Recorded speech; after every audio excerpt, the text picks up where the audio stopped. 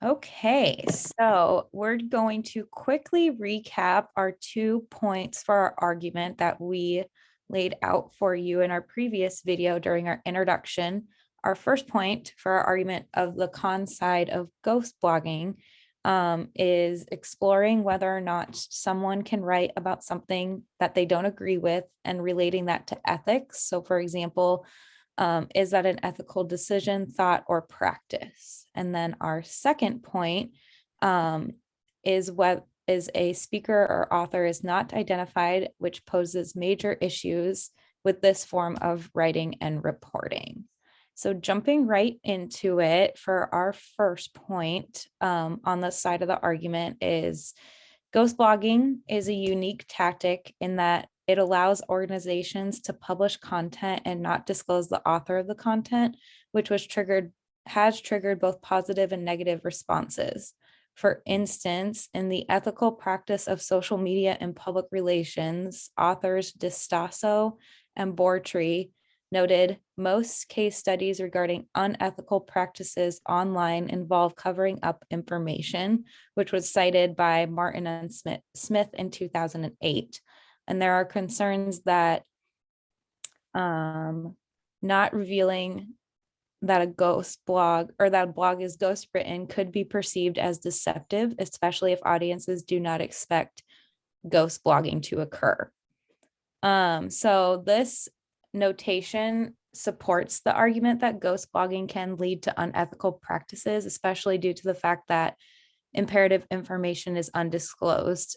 As communicators, as strategic communicators, especially, and ethically sound professionals, it is important to practice sound ethical standards in all forms of communication, especially online. In addition, Distasso and Bortree also noted that public relations professionals recognize that if they ever have to wonder what if people find out, the practice should be avoided because anything that needs a cover up is unethical.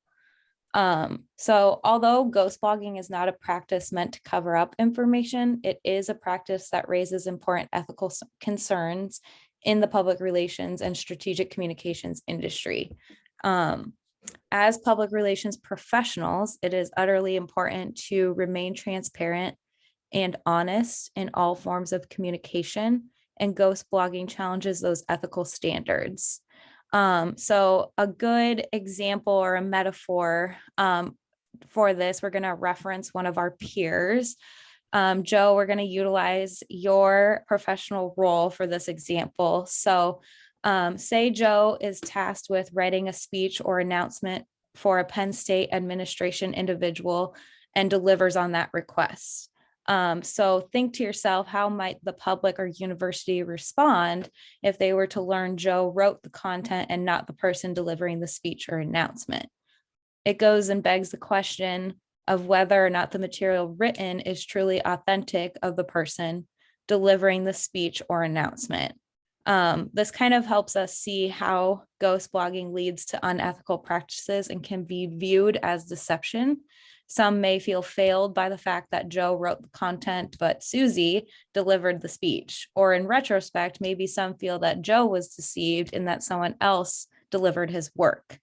So again, this relates back to Distasso and Bortree's point of undisclosed information leading to deception. So I guess think to yourself, can you fully believe with certain honesty that a piece written by an undisclosed author and delivered by someone else is true?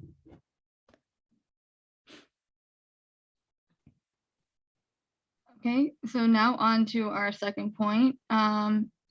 Is the speaker or author not being identified a major issue?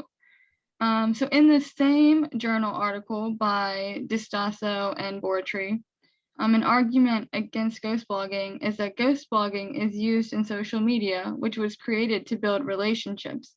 How can you have authentic relationships if you do not know who is actually writing content that you follow? Another concern from the journal is that ghost writers can overestimate the skills of company executives and the path forward for a company. And they may not accurately convey to a large audience if the if the experts within the company do not write their own speeches or articles. Lastly, the article by DeStasso and Boardtree expresses concerns with the deception and brings up the idea that companies try to conceal information from the public by not listing an author and allowing someone else to write the company narrative for them. DeStasso and Boardtree lastly state that by using ghostwriters on materials not recently believed to be written by ghostwriters is deceptive and misleading to the public, which I'll talk about a little bit later in the debate. So that kind of wraps up our argument, and you can get a sense for the 2 points that we are talking about. Again, ghost blogging poses a lot of issues with ethical decisions, specifically in terms of deception and misleading, and then concealing pertinent information to its publics.